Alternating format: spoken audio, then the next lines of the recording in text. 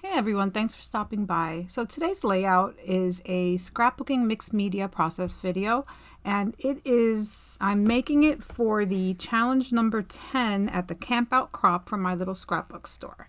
So I am using a Chamel collection called Field Trip. It's an older collection, but I loved it, so I got all of it. And this layout came together so quick. If you don't know who Chamel is, check out chamel.com and you will see how she's just amazing. I love her videos and I love how she creates. So she also had made a layout very similar to this one in one of her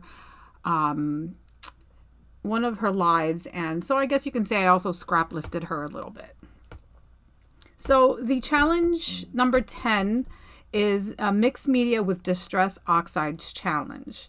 And this is a challenge that T, my bestie, had created for this crop. So this paper is a specialty paper, which is like a die, I guess a die cut paper. And so I'm at first trying to figure out how I'm going to use this, and I do know I want to use this paper. I know I want to use my distress oxide to kind of somehow mimic the colors, but I just don't know if I'm going to do like a half moon or if I was going to do a little trail, which here's, something that I'm looking at too. So I didn't want to cut this all out because it might give you an idea of a layout that you might want to create if you have this paper. And I believe the cut file you can find online on perhaps silhouette.com. I think Paige Evans might have created a cut file similar to this. So at first I thought I was going to go this route. And I'm scrapbooking my dog, Piper, who is a 2.5-year-old Pomeranian Chihuahua. She's more, I don't even know, because she's just an annoying little dog. She loves to stick her head under our fence, under the door of our fence or of our gate. And she can literally lay there for hours with her head stuck under there. And it's just so cute. She's about 12 to 15 pounds. And here is a picture of her on both sides of the fence. So obviously her little face poking out on that picture on the left is what you see from the outside. And I'm hoping that something doesn't one day like come up and bite her, because she just is like, annoying. Barks at everyone, everything. So yeah, so here is how I'm going to decide to lay this page out. I am going to use the full paper to get my pieces in the correct spots that I want to have them. I'm just adding a little bit of adhesive, and I'm going to stick every piece down, and then I'm just going to pull everything through. And as you can see, I've already done the other half. I didn't want to bore you to death watching this. So I wasn't sure if I was going to do my layout in this position, and now that I look at it, I kind of like it. Or if I was going to do something like this I wasn't feeling at all. I was like, yeah, no. And then I flip it upside down and I'm like, ooh, I think I like this. So this is how I end up making my layout. And since there's so much space there, I do end up using that Curiosity Knows No Bounds. And I cover up a lot of that empty space so that you can kind of almost using it as a shelf so that her little face is more in focus in that picture, because she kind of does get lost. She's the same color as the ground. She's a light color. So yeah, so I'm going to add some clear gesso, and I believe I use Liquitex. I've had this bottle for ages. Pretty sure I bought it at like Michael's or AC Moore when it was open. And I'm just using an old like gift card to spread it out. And I do end up missing a little bit over on the left side that I thought I covered up, but I I don't think I got the best coverage. So you will see the difference in color once I start laying my color down.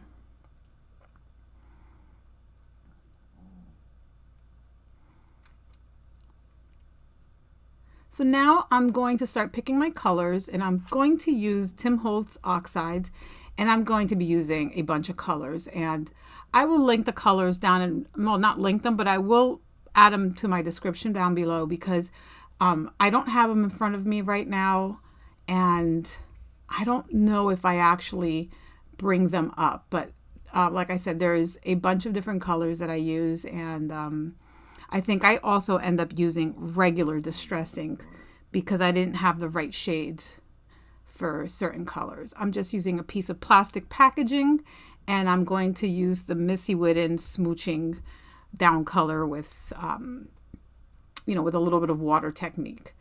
So I wanted to see what colors would work the best, and I'm going to use this water pen.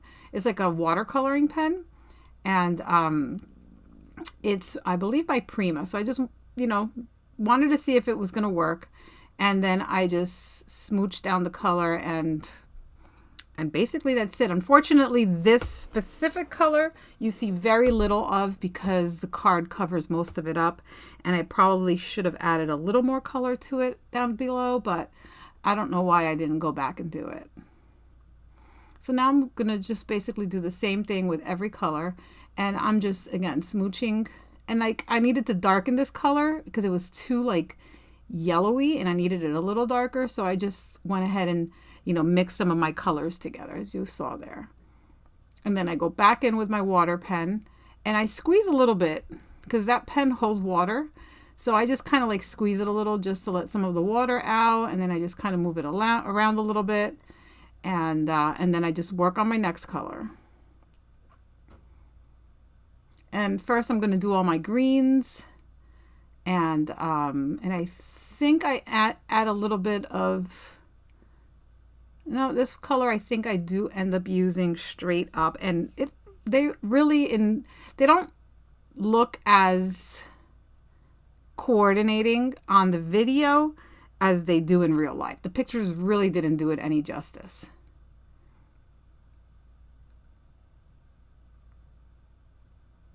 And you will be able to see close-ups at the end of the video. Here I'm actually using a bigger brush with a little bit more water because I felt like I needed to work on this a little quicker, and the water was not coming out as heavy as I wanted it to be. See there, I realized that the color wasn't right, so I just dabbed it up with a baby wipe.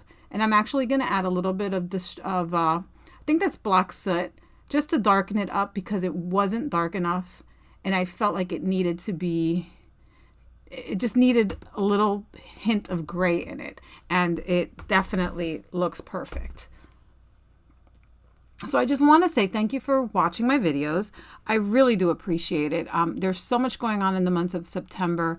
I have a couple different collabs that I'm involved in, and I'm hoping that you'll stop by and check them out.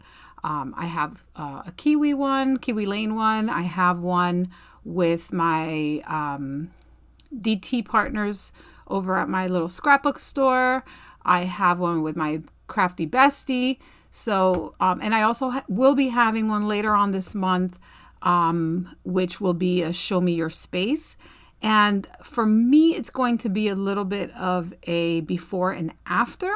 So you're going to see my before, and then I'm going to be doing a little painting and a little decorating in here, and so you will see eventually the after.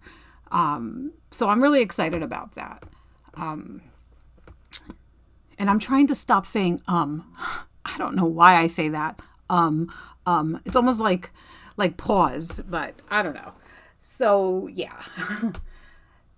So this layout came out really easy. It came together perfectly. I'm really happy with it. I end up using really, really old, I've had them forever, thickers, and they're like in a fabric type of like they're chipboard, but they're covered in fabric. They're really interesting, and I haven't seen them probably ever again, because I did notice that some of the letters, and as I'm doing this voiceover, the fabric has lifted off of one of the letters, and I am in the process of actually gluing it back down onto the chipboard. So as you can see, I'm still working on the pinks and the red, and really the distress oxides are so easy to work with. There's so many different things you can do. You can use a brayer, you can use the packaging technique, you can even smush it down with a like the stamp blocks. That works perfectly. If you have a gel plate, you can definitely use it on a gel plate, which I plan on doing a gel plate series probably in November. I have a gel plate that I've had for years, and I've never opened it. So it's time. It's time to use those things that we have and we don't use, which is one of the reasons why I pulled out this paper collection, because I have so much of it and I have not used not even an eighth of it. So, so you're going to see as I need to darken these colors, I just actually go straight on and just hit the paper with the ink pad. And then I go back in with some, with my water pen and, you know, move the color around. And as you can see, I mean, it looks like a hot mess, but once everything is down and it's dry, and that's what we're going to do now. I'm going to start working on my pictures, and you will see that once everything's on it, it really doesn't look like a hot mess.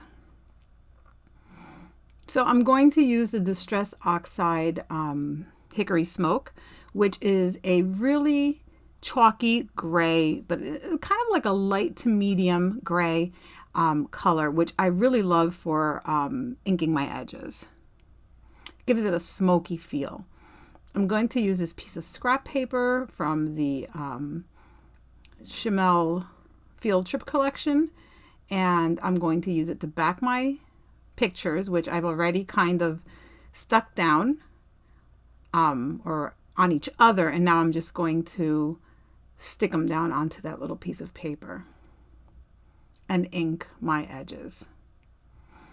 Not everyone likes inking edges. I feel like inking the edges helps separate your layers, if that makes sense. Like, it kind of, if your colors are similar, it definitely helps your eye notice where one piece of paper ends and the next one starts. And it also sometimes creates a little bit of a shadowing effect, which I really do love. Even if you don't have a lot of dimension, the shadowing does make your eye feel like there is some sort of dimension.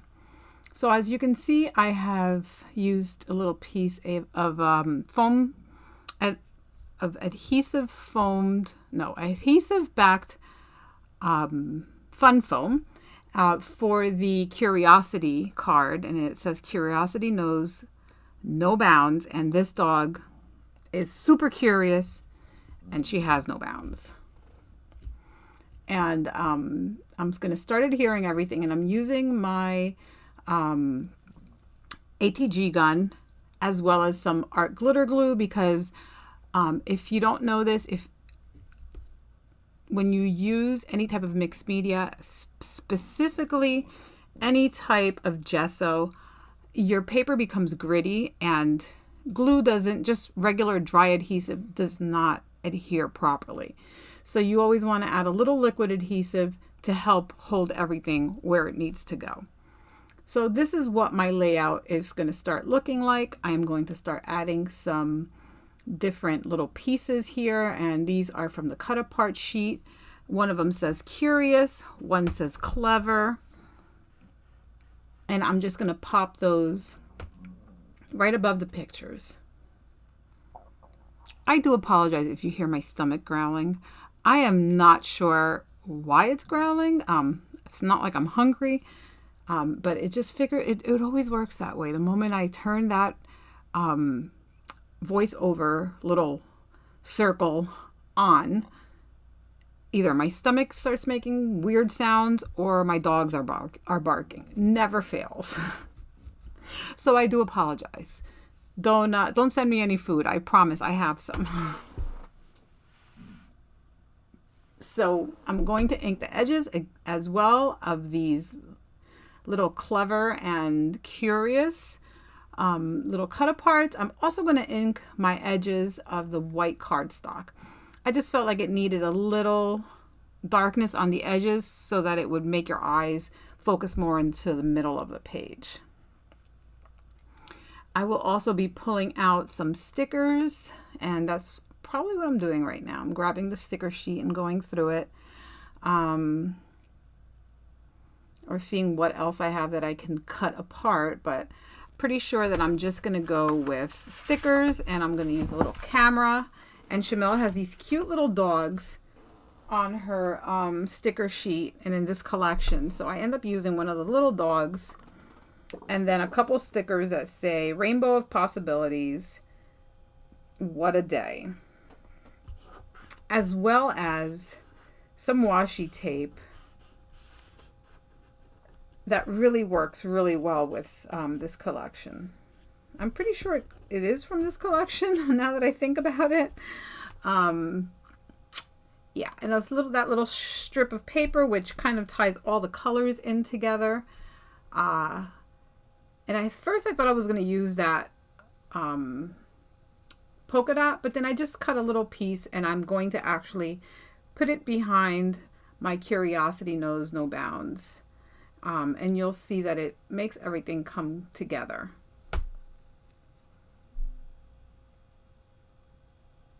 And I'm going to ink the edges of that as well.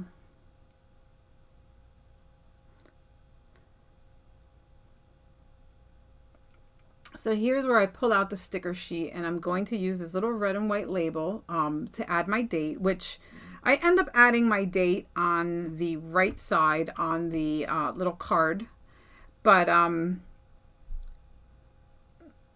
don't put anything in it, and in my pictures you'll see that, and I just realized that now, but I'll probably just add a little word sticker or something else just to kind of not leave it so blank.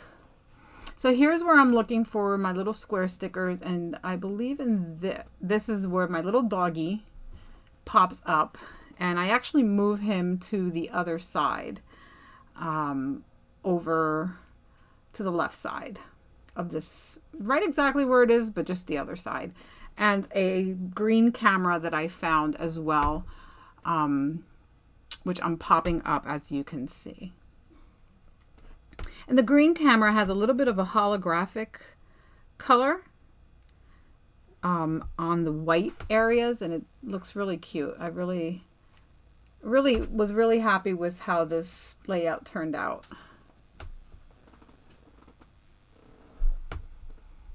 So now I'm going to pull out my Tim Holtz ideology, and these are, I believe, the big words. And I end up using a sticker that says, people who tolerate me on a daily basis, they're the real heroes. And for Piper, yeah, she is as annoying as they come. She's super needy. She needs a lot of attention. So I thought that actually really worked well with this layout. So as you finish watching this video, you will reach a point where you're going to see the close-ups, and you will also get a few links to other videos that you might be interested in. So thanks for watching. I hope that you'll come back for the other videos that I have coming up for the next few weeks. And if you haven't subscribed, just click on the subscribe button below. And if you want to be notified, just click on the little bell. Thank you so much for watching, and you have a great day.